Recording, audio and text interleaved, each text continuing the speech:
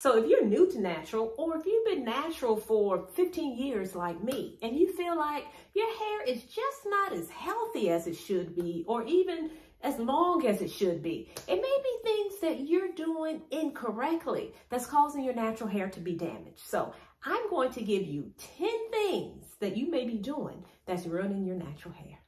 Hey guys, Karen from Curl House. I'm a licensed cosmetologist, a certified trichologist, and the owner of the Curl House Hair Restoration Collection. And again, I'm going to give you 10 things that could be ruining your natural hair. So, number 1,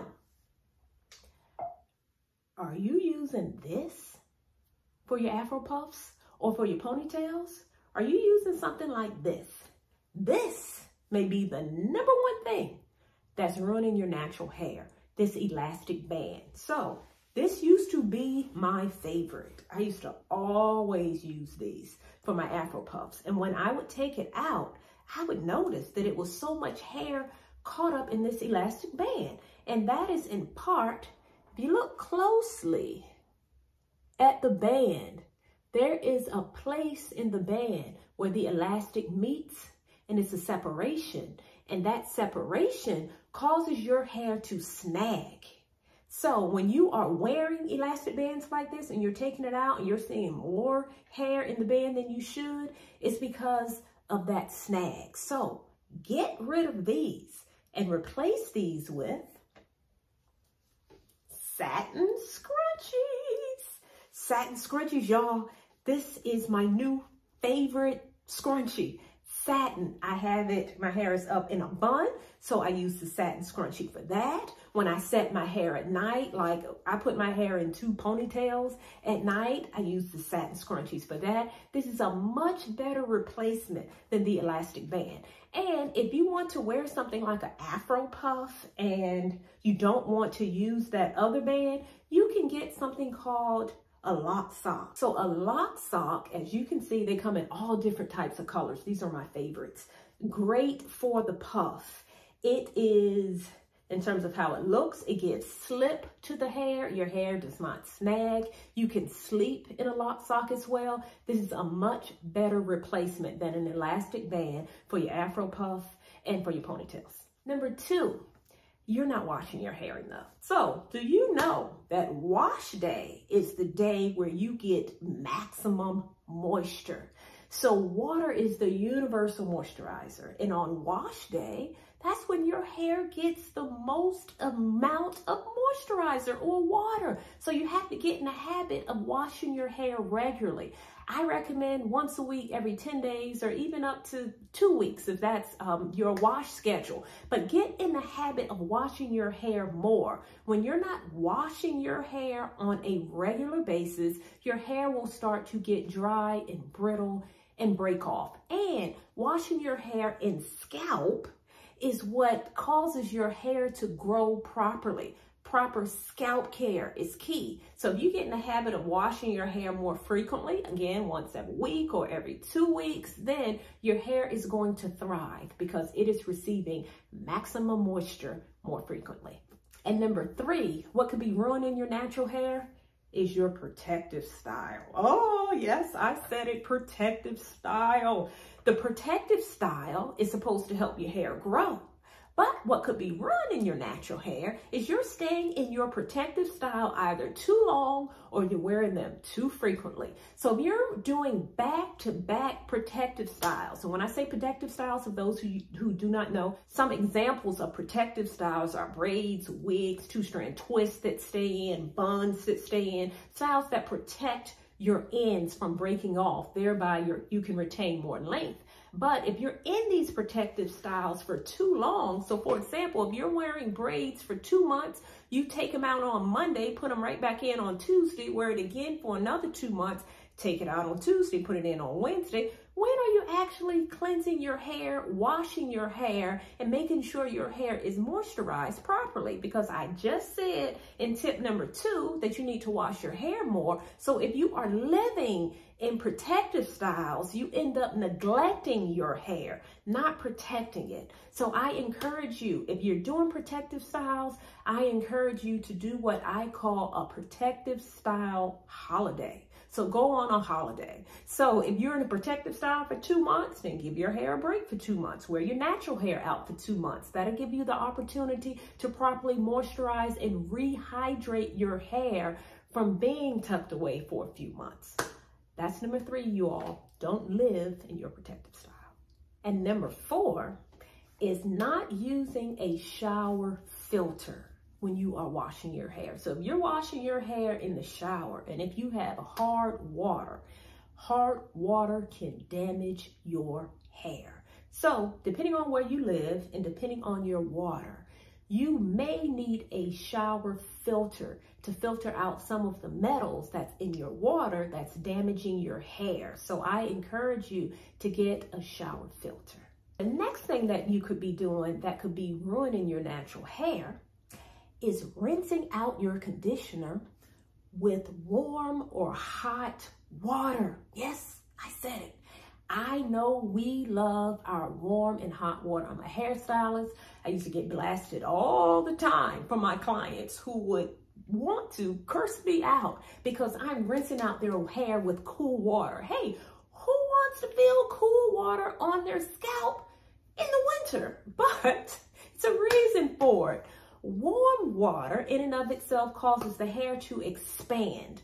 Warm water also strips the hair of dirt, product, and oil, which is great for shampooing, for washing the hair. But when you're rinsing out your conditioner, you don't want to rinse out everything you just put in. So in your deep conditioning treatment, you have oils in that treatment. You have emollients, other different types of humectants that really strengthen the hair. So if you are rinsing it all out using warm water, you're just kind of canceling out everything you just did. And as I said before, warm water causes the hair to expand. So in terms of the cuticle layer, which is that outer layer of hair, warm water causes that outer layer of hair to be raised, which is fine for the shampoo. But for the conditioner, you want that outer layer of hair to lie flat. That's what keeps the hair from getting tangly. That's what traps in that moisture after you do your conditioner. So do not rinse out your conditioner with warm water. Rinse it out using cool water. It makes a difference in the moisturization of your hair. So after you've rinsed out your conditioner, the next thing that could be ruining your hair is what you use to dry your hair. Most of us use a cotton towel. Now, sometimes it's not always the towel in and of itself. Cotton does absorb moisture, but in a towel, it has, the fabric kind of sits up and your hair can kind of snag on it. So if you're doing this with a cotton towel, after you wash your hair, that is ruining your hair.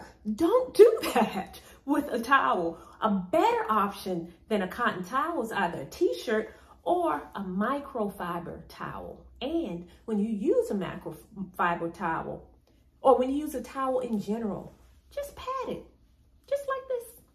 Doesn't take much. Pat it. Makes a big difference in your hair. It's not going to disrupt that cuticle layer, and it's going to still absorb the water very gently. Remember, when your hair is wet, it is most fragile. So whatever you're doing to your hair, make sure you are giving it some TLC so that you do not cause your hair to break off. Let me go back to conditioner. You may have conditioner overload because you are sleeping in your conditioner. Don't do that. So I'm not saying sleeping in it from time to time, but you think by sleeping in it, oh, your hair is going to be super moisturized because you're keeping the conditioner in for 8, 10, 12 hours. No, you can experience moisture overload. And when your hair is moisturized too much, then it's going to feel limp and it's going to break off. You don't want your hair to stay saturated wet all the time. It is better If you put that conditioner in, you let it stay in for 15 to 30 minutes, depending on what type of conditioner it is, and rinse it out. And quite frankly, conditioners are designed to work for an allocated amount of time. So you're really not doing anything else when you keep it in overnight, but damaging your hair.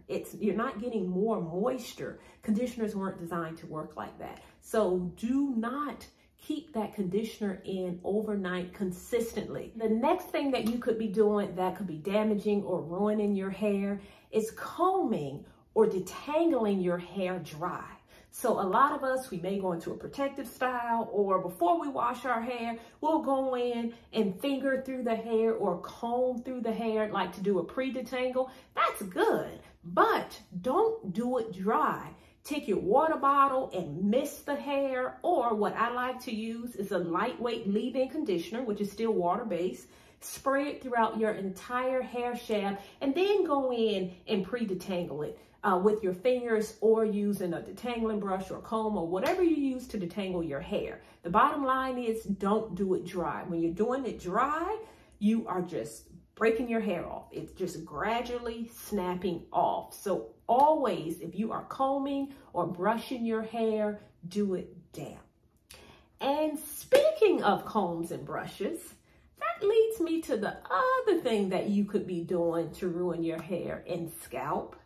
And that is not cleaning your hair tubes. So not cleaning your combs and not cleaning your brushes. So I'm not talking about rinsing it off with water.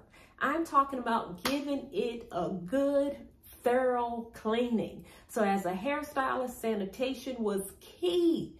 We have to keep our tools clean, particularly because, you know, we had clients. But when you're using your own tools, you may not think about that. But I want you to think about it this way. When you're using your detangling comb or detangling brush, if you're using it, for example, to do your wash and go, or if you're using it to do a pre-detangle, normally there's product in your hair when you're using it, or if you're even using it with conditioner in your hair, you are putting conditioner or product onto your comb or onto your brush. And after you use it, you may rinse it out, you may not, but it builds up. So what you're doing, you're just transferring dirty tools onto clean hair. That causes buildup, particularly on the scalp.